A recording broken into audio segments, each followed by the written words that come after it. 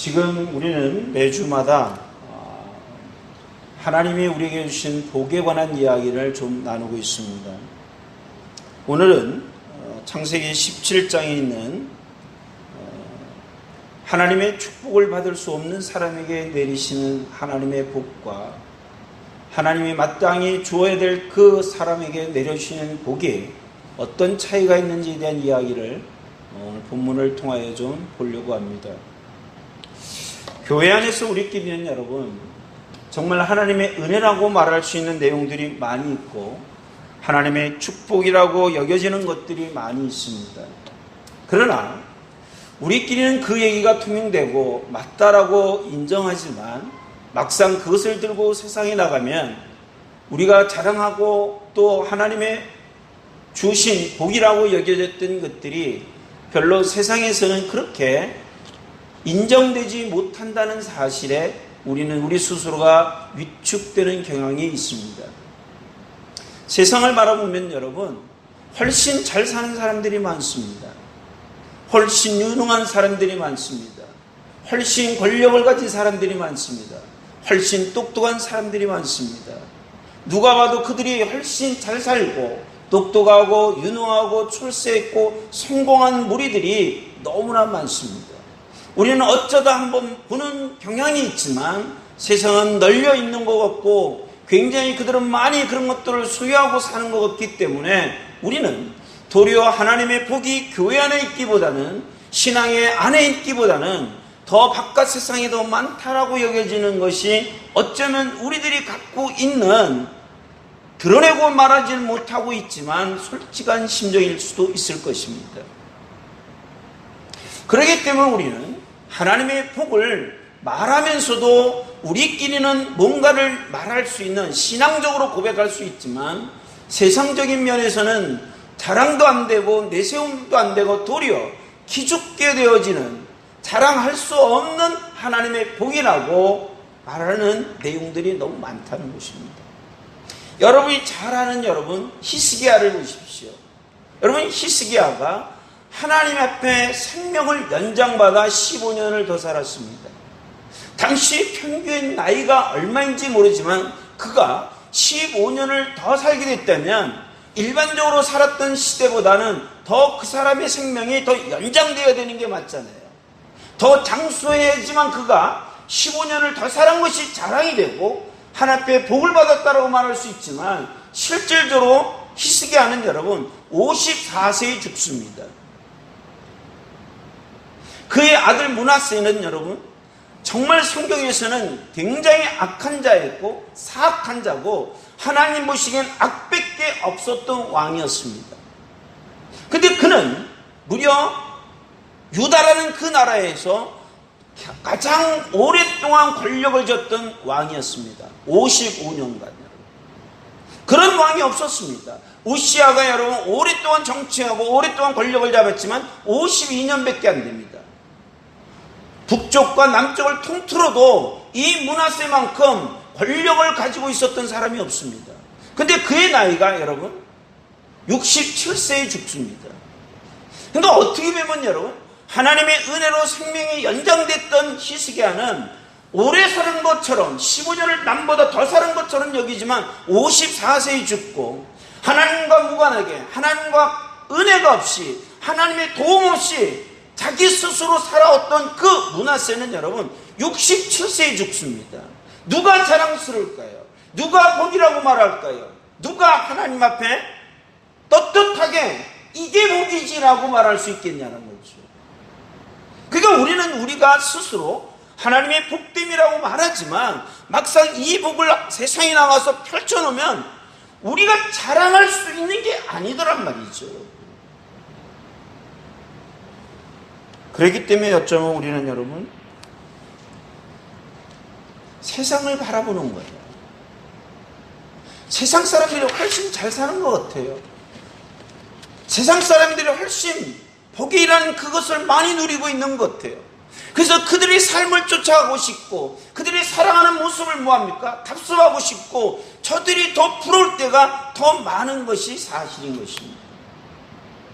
우리가 그것은 아니야 라고 말하지만 나의 모습, 우리의 모습을 보면 왠지 모르게 그들이 누리고 있는 걸 볼 때 따라가고 있는 우리의 자신을 목격할 때가 있단 말이죠, 여러분.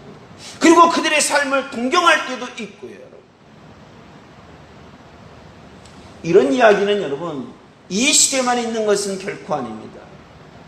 성경에 보니까요, 정말 답답해하며 안타까워하며 절규한 내용도 있습니다. 여러분 하나 보실래요? 시편 73편으로 한번 가보십시오.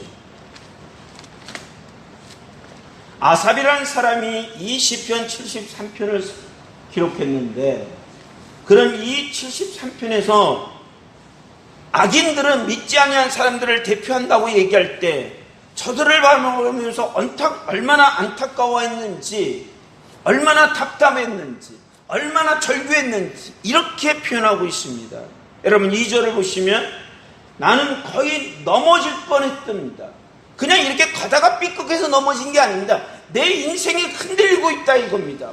왜냐하면 그것은 다름이 아니라 악인의 형통함을 바라보니 내 인생이 허무하다라 이거죠.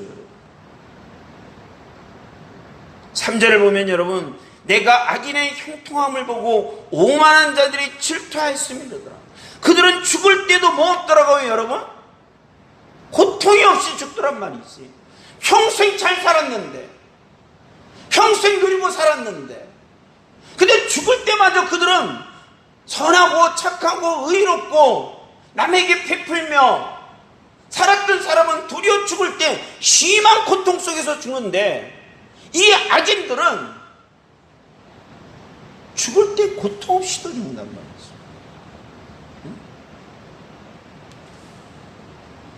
7절 보시면 여러분, 살찜으로 그들의 눈이 솟아납니다. 눈이 튀어났다는 게 아니라 여러분, 그들의 풍요함을 이야기하는 것입니다. 더 안타까운 것은 여러분, 그들의 소득은 마음의 소원보다 많았어요, 여러분. 우리는 소원보다 훨씬 적었습니다. 소원대로 안 되는 게 우리의 인생이었습니다. 근데 악인들은 그냥 마음에 품은 것보다 더 잘 된대. 이런 억울함이 어디 있겠습니까? 네? 그렇기 때문에 우리는 자꾸만 하나님의 복을 얘기하고 하나님의 축복을 받아야 된다고 말하지만, 귀는 쫑긋할 그런지 모르지만 우리의 눈과 우리의 마음은 세상으로 돌아가 저들이 누리고 있고 저들이 소유하고 있고 저들 안에서 일어나고 있는 그 일들이 내게 일어나기를 바라고 그것을 주목하고 있는 게 우리 현실이기에, 성경에서 명시하는 하나님의 복에는 별로 뭐합니까?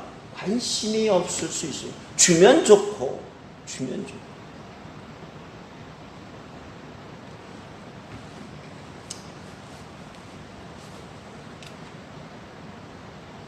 혹시 이런 마음이 없다면 여러분, 저의 소두가 잘못된 것이지만 여러분에게 이런 마음이 있다면 우리는 우리의 이런 마음 속에서 성경을 어떻게 봐야 되는지를 다시 한번 새길 수 있기를 소망합니다.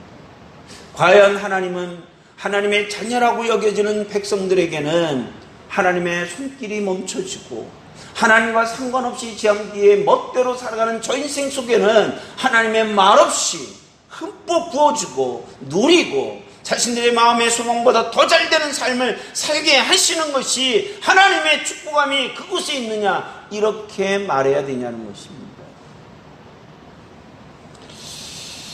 오늘 여러분, 이 창세기 17장에 이스마엘이라는 사람이 나옵니다. 여러분이 잘 아듯이 이스마엘은 어떤 사람입니까? 이스마엘이라는 사람은 한마디로 말하면 불신의 아들이고 하나님의 뜻과는 무관한 아들이고 하나님을 대항하는 자의 대표적인 인물이 이스마엘입니다. 그의 후손들이 오늘날도 여러분 기독교와 대립하고 있는 뭡니까? 모슬렘, 아랍 사람들의 후손들입니다. 그러니까 이 역사는 여러분 어느 한 시점에서 계속 흘러와 오늘에 이르기까지 앞으로 얼마나 더 가는지 모르지만 계속 대립되는, 하나님과 척과 하나님과 대항하고 하나님과 맞서는 어떤 무리의 집단으로 이어지는 게 이스마엘입니다. 그러니까 성경은 아주 이렇게 노골적으로 하면 육신을 따라 낳은 자식이라고. 정리하면 여러분, 하나님과 무관한 자식입니다. 근데 하나님이 지금 무관한 그에게 뭘 하시냐면 20절을 보십시오. 이스마엘에 대하여 내가 내 말을 들었나니 내가 그에게 뭘 주신다고요? 복을 주신답니다. 어떻게 하나님과 무관한 사람에게, 하나님 앞에 불신하여 낳은 아들에게 하나님의 축복할 수 있느냐? 이런 근거로 우리는 세상 사람들도 하나님의 축복을 받고 있네, 이런 마음이 분명히 들 수밖에 없는 거예요.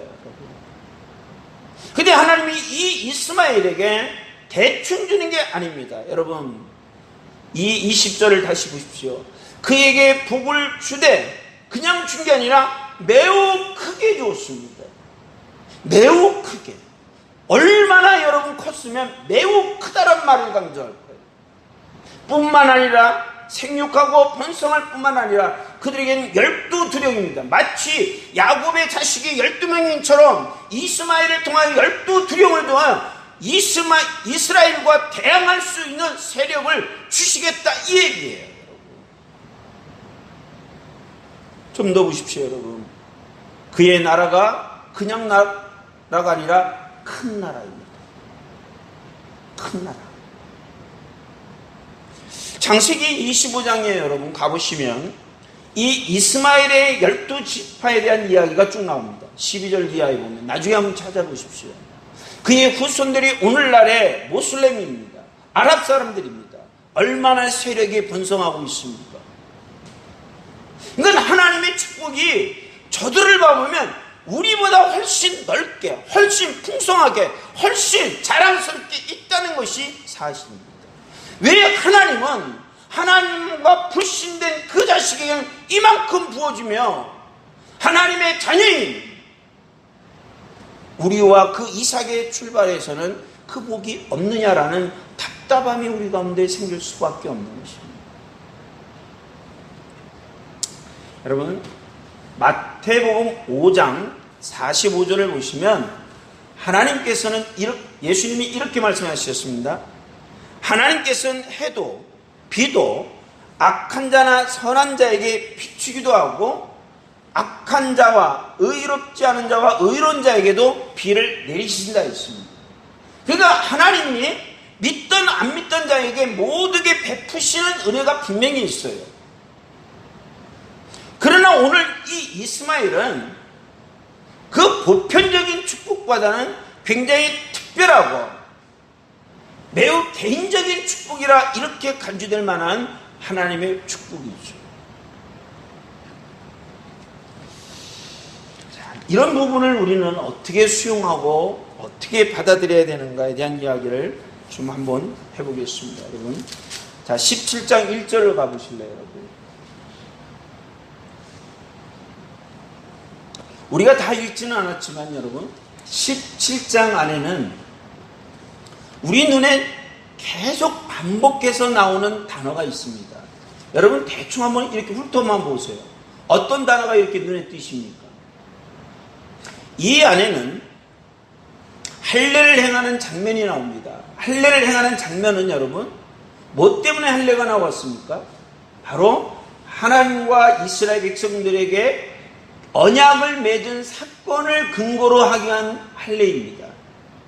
그렇기 때문에 이 17장에는 가장 두드러지게 나오는 단어가 뭐냐면 할례가 아니라 여러분 언약이라는 단어입니다. 한번 찾아보세요, 여러분. 언약이 몇 번 나오는가? 12번 나옵니다, 여러분. 언약, 언약, 언약. 더 나가서 영원한 언약.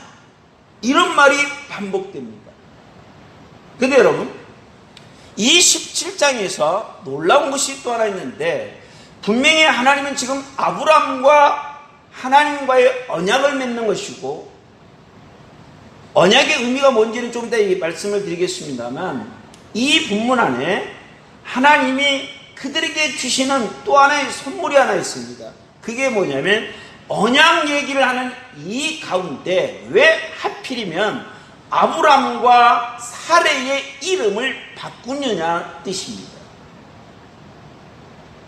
이름을 바꾸려면 여러분 굉장히 멋진 이름으로 바뀌어도 좋잖아요. 별 차이가 없어 보여요. 아브람이 아브라함으로 바뀌고 사레가 사라로 바뀝니다. 그 차이는 별로 없어 보입니다. 근데 여러분, 흥미로운 것은 하나님이 지금 아브라함과 언약을 맺는 이 가운데 왜 그들의 이름을 바꾸고 있느냐가 관건입니다. 이름 안에 하나님이 담겨진 뭔가가 있지 않는 이상 굳이 그들의 이름을 바꾸는 게 중요한 게 아니라 그들의 인생이 바뀌는 게 중요한 거 아니겠어요, 여러분? 이름은 놀라운데, 여러분, 이름은 아름다운데 거대한 것 같은데 그의 삶이 빈패하면 무슨 소용이 있겠어요? 근데 하나님이 그들의 이름을 바꾼다는 이 사실은 그들의 인생이 바뀌는 것과 똑같은 것입니다. 여러분, 아브라함을 영어로 한번 써보십시오. 한번 띄워볼게요, 여러분. 앞에 보실래요, 여러분? ABRAM으로 아브람이 됩니다. 그죠? 근데 하나님이 아브람을 할 때 추가되는 단어가 뭔가를 보십시오. 사례를 보십시오, 여러분. 사례는 여러분, 영어로 읽으면 사라이가 됩니다. 그죠? SARAI가 됩니다. 근데 이 이름이 사라로 바뀝니다. 사라로 바뀔 때 추가되는 단어를 잘 보십시오. 원래 읽으면 사라는 여러분 SARA로 끝나야 됩니다. 근데 추가되는 단어가 이상하게도 여러분 아브라함도 그렇고 사라도 똑같아요, 여러분. AH가 추가되는 게 이 사람들의 특징입니다. 여러분, 왜 하필이면 하나님이 이 아브라함이라는 뜻 자체가 고귀한 아버지고 아브라함은 열국의 아버지라고 얘기합니다. 그러나 여러분, 사례는 라는 뜻이 주인, 구원자라는 뜻이지만 사라라는 뜻도 비슷합니다. 그냥 여주인입니다. 거기서 거기입니다.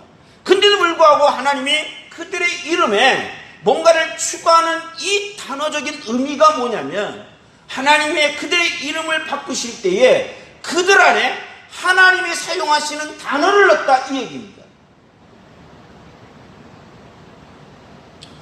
참고로 여러분, 언약이라는 책이 있습니다.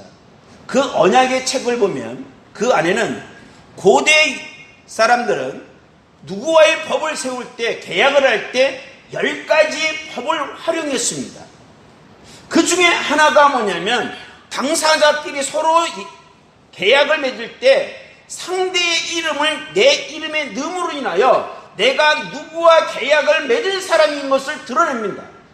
그러니까 지금 하나님은 아브라함과 사레의 이름을 하나님이 쓰시는 그 이름에 자를 넣어서 내가 아브라함과 하나님이 계약을 맺은 사람이라는 것을 뭐합니까? 천하에 공표하시는 것입니다. 이름이 나빠서 이름을 바꿔주는 게 아니라 그들의 이름 속에 하나님과 계약을 맺었고 그들은 그들의 이름을 사용함으로 인하여 내가 하나님과 계약을 맺은 사람이라는 이 사실을 뭐합니까? 기억하며 사는 것입니다. 이해되세요? 무슨 말인지. 괜히 바꾼 게 아닙니다. 그러면 여러분, 이 성경에서 말하는 언약의 의미는 뭘까요? 두 가지로 정리할 수 있습니다. 첫째는 언약의 의미는 그 언약을 상대와 맺을 때 이미 맺는다는 그 자체는 뭐합니까? 관계가 형성됐다는 것입니다. 이 관계는 쉽게 끊을 수 있는 게 아닙니다. 끊을 수 없기 때문에 영원히 가야 됩니다. 그러면 그 언약을 맺는 의미는 뭐냐? 관계만 맺는 게 아닙니다. 이제는 너 것이 내 것이요 내 것이 너의 것이 됩니다. 이해하세요, 여러분?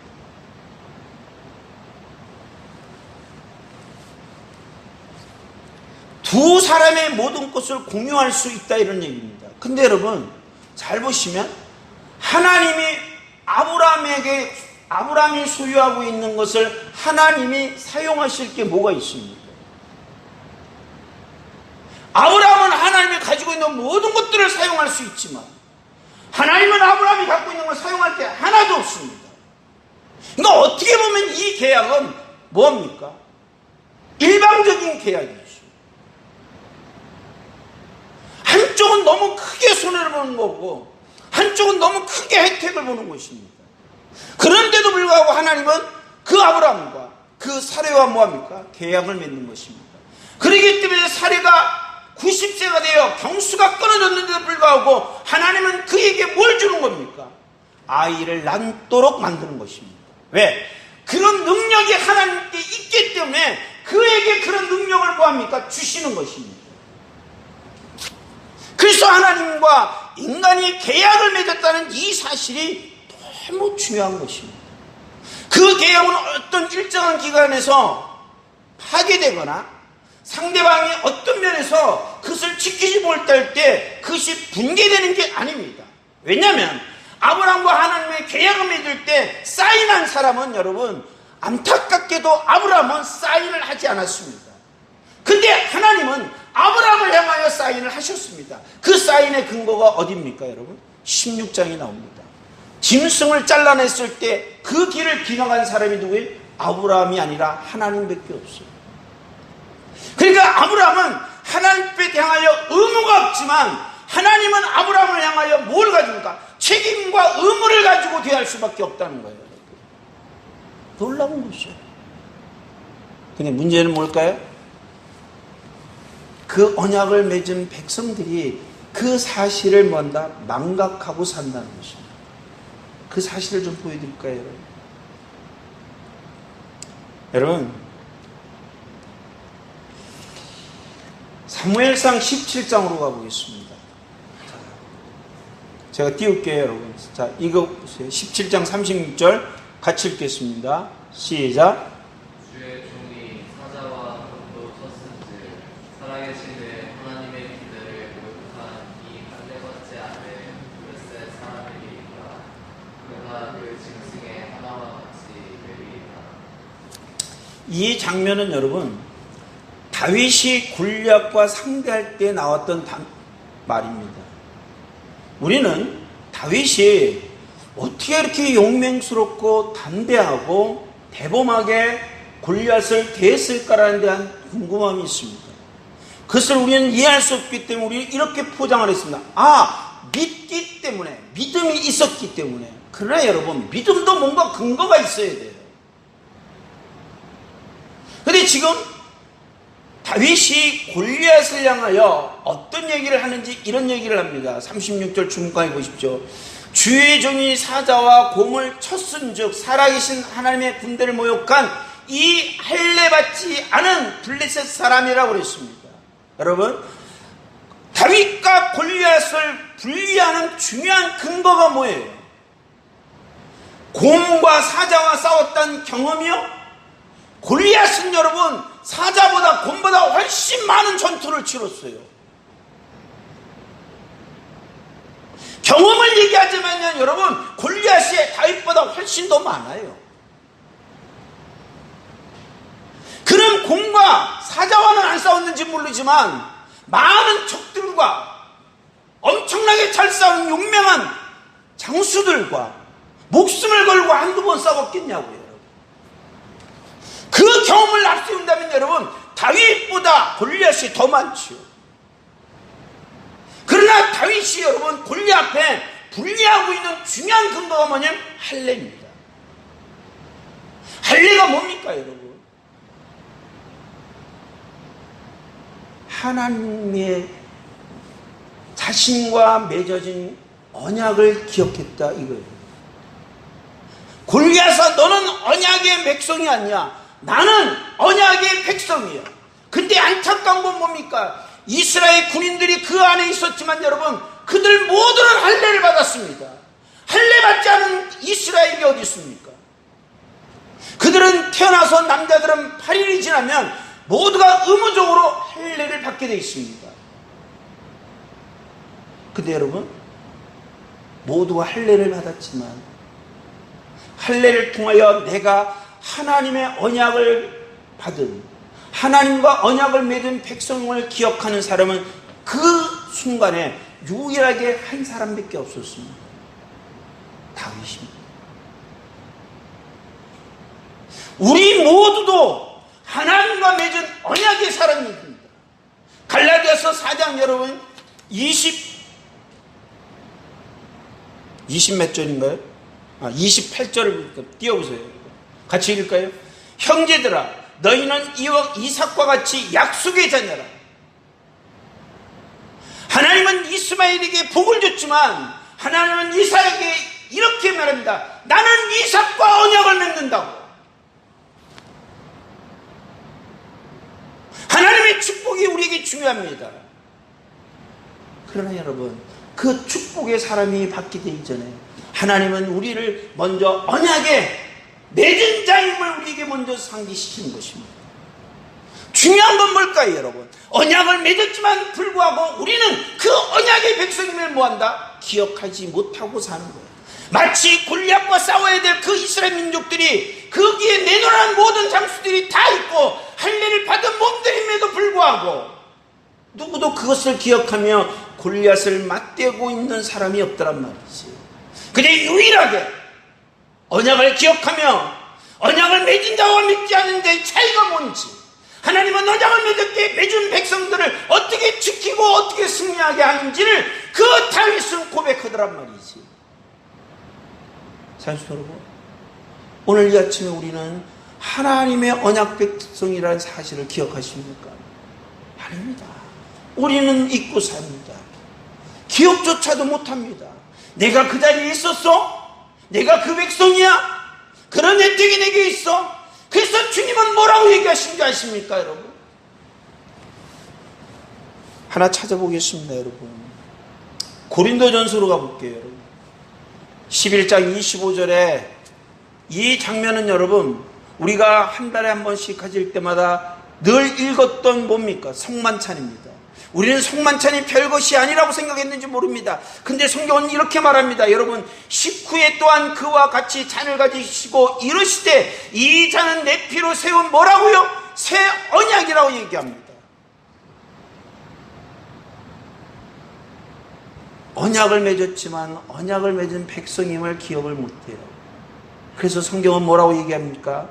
이것을 행하여 마실 때마다 나를 뭐하라고요? 기념하라고요. 여러분, 그날을 기념하는 게 기념이 아닙니다. 여기서 나온 기념이라는 이 단어는 여러분, 상기하다, 기억하다, 회상하다 이런 뜻입니다. 우리는 성찬을 대하면서 하나님과 내가, 주님과 내가 언약을 맺은 백성임을 뭐한다? 회복하는 자리에 있는 것입니다. 우리가 그것을 망각하고 살고 잊지 않다면 굳이 우리에게 기억하라고 이야기하겠습니까?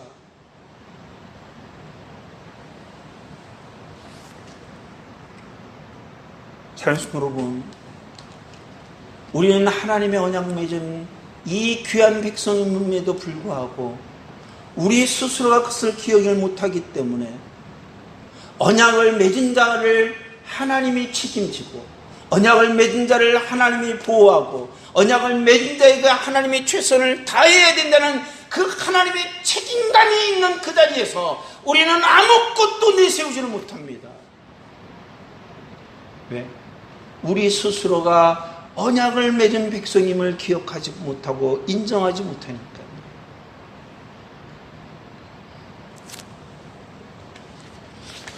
그럼에도 불구하고 우리는 하나님의 복만 받으면 된다고요? 아닙니다, 여러분.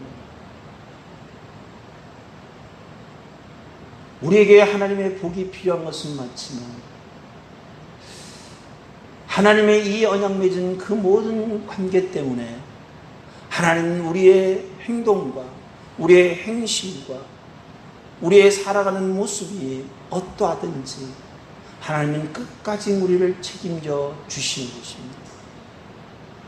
오늘 우리의 마음에 이 언약의 백성임을 우리가 기억하며 하나님, 내가 잘했고 정말 열심히 살고 이랬기 때문에 하나님 주셔야 됩니다라는 말할 수 있는 그 자신감을 갖고 있는 사람이 얼마나 되는지는 모르지만 여러분, 내가 못나도 내가 그것을 수행하지 못해도 적어도 내가 하나님의 백성이며 하나님의 언약을 맺은 사람임을 우리가 기억할 때 골리앗 앞에서 담대함을 보였던 그 다윗처럼 우리는 이 사실을 내밀 수 있지 않겠습니까? 우리가 무슨 힘으로 여러분 하나님 내 기도에 응답하셔야 됩니다라고 이야기하고 내가 어떤 삶의 근거를 가지고 하나님 내게 하나님의 복을 줘야 된다라고 말할 수 있겠습니까?